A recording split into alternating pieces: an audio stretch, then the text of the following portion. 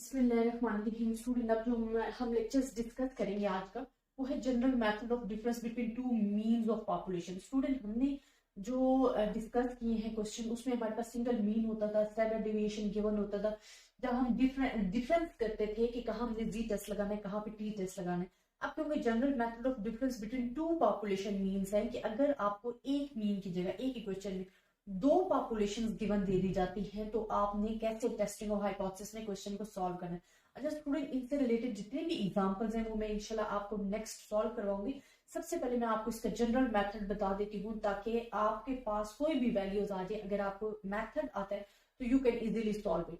अच्छा स्टूडेंट, इसमें दो, जब भी हम मीन का वर्ड यूज करते हैं ना, मीन पॉपुलेशन का, वो डिफरेंस बिटवीन टू हो या वन सिंगल मीन पॉपुलेशन हो, आपके पास एक टारगेट होता है कि आपने डिफरेंशिएट करना होता है कि कहां पे हमने जी डिस्ट्रीब्यूशन लगानी है, कहां पे टी लगानी है इस मीन पॉपुलेशन में।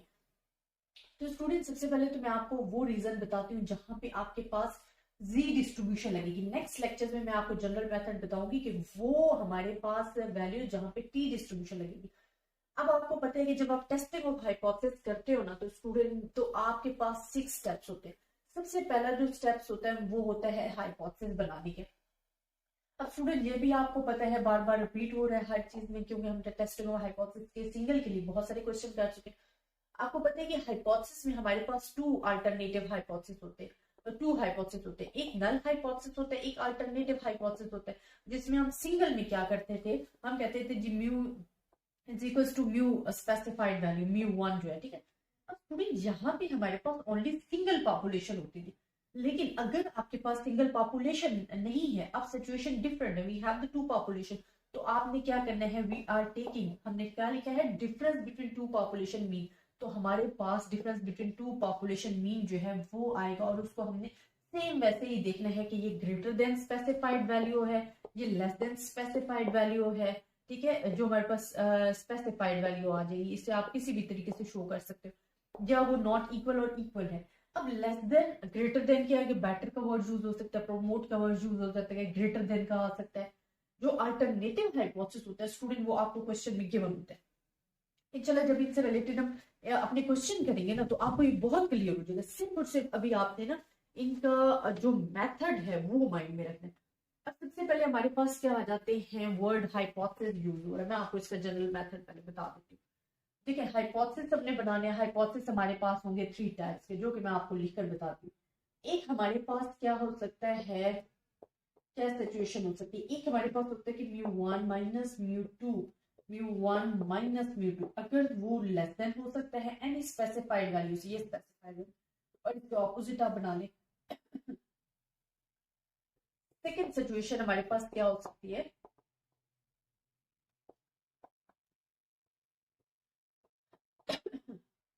Greater than any specified value हो सकता है, आप इसका ऑपोजिट ले लें। यहाँ क्या हो सकता है, इक्वल और नॉट इक्वल। ये 3 सिचुएशन थी आपके पास, फुल जो चैप्टर है उसमें रिपीट होंगी एनी स्पेसिफाइड वैल्यू से।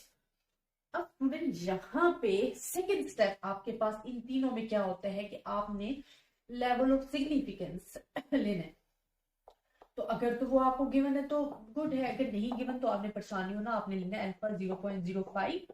बहुत सारे स्टूडेंट्स जो हैं वो 0.01 भी लेते हैं। अब यहाँ पे हमारे पास लगेगी g distribution, test statistic, third step जो होता है, जिसमें हमने अपना फार्मूला मेंशन करना होता है। स्टूडेंट, यहाँ पे लग रही है जी डिस्ट्रीब्यूशन, क्योंकि हम जो करते थे ना, एक्स बार वन हम लेते थे माइनस म्यू वन, और हमारे पास क्या होता था, सिग्मा वन, एंड हमारे पास एन वन होता था। ये सिचुएशन। अब because we have the two population, तो इससे हमारे पास फार्मूला तो सेम है, लेकिन हम यहाँ पे क्योंकि हमारे पास दो पॉपुलेशन है तो दो मीन होंगे, यहाँ पे भी सेम आपके पास सिचुएशन है, और ये आपने फार्मूला जो है अपने ये याद रखने। अच्छा स्टूडेंट, ये दो फार्मूले होंगे, एक ये होगा फार्मूला, एक फार्मूला मैं आपको लिखकर बता देती हूँ, जहां पे आपको सिग्मा नहीं गिवन होगा बल्कि एस गिवन होगा।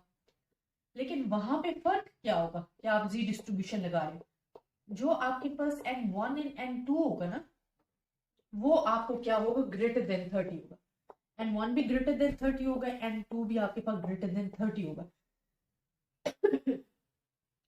जहां भी स्टूडेंट आपके पास सिग्मा अननोन है, आपने देखना है कि आपके पास जो n है वो ग्रेटर देन 30 है या लेस है। अगर तो लेस होगा वो डिफरेंट सिचुएशन है, वहां टी डिस्ट्रीब्यूशन लगेगी। वो इंशाल्लाह मैं आपको नेक्स्ट मेथड में कराऊंगी। जहां आपके पास जी लग रही है, यहाँ अगर सिग्मा की जगह S1 है, तो आपने देखना है जो N1 एंड N2 है, अगर वो ग्रेटर देन 30 है तो जी डिस्ट्रीब्यूशन लगेगी।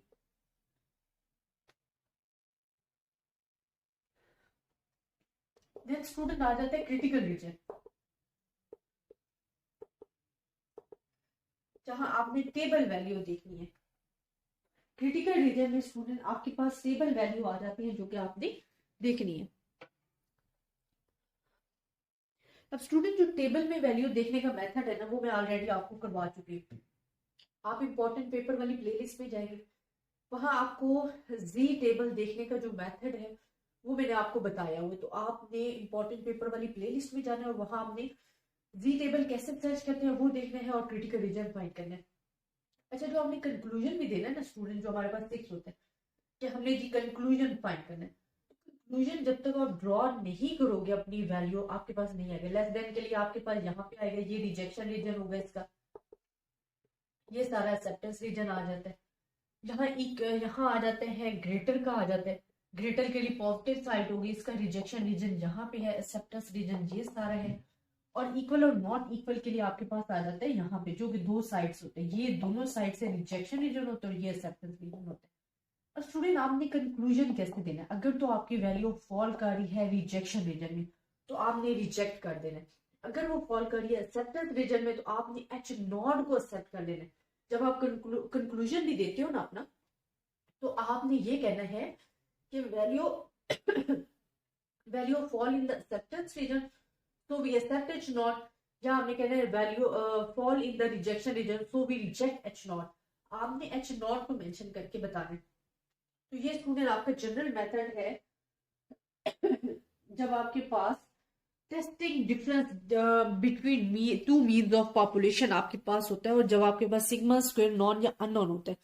लेकिन आपके पास जो टी टेस्ट होता है ना स्टूडेंट, वो वक्त लगता ही वही है जब आपके पास सिग्मा अननोन होता है। जब सिग्मा अननोन हो, जैसे कि मैंने आपको सेकेंड सिचुएशन बताई हुई है जहां पे आपका जो S1 एंड S2 स्क्वायर है वो अननोन है, लेकिन आपने n को देखना है। n आपके पास अगर ग्रेटर है तो जी डिस्ट्रीब्यूशन लगेगी, अगर लेस है तो उसके लिए मैं जो आपको नेक्स्ट वीडियो बना के दूंगी उसमें टी डिस्ट्रीब्यूशन का जनरल मेथड बताऊंगी, और ये बहुत ज्यादा इंपॉर्टेंट है।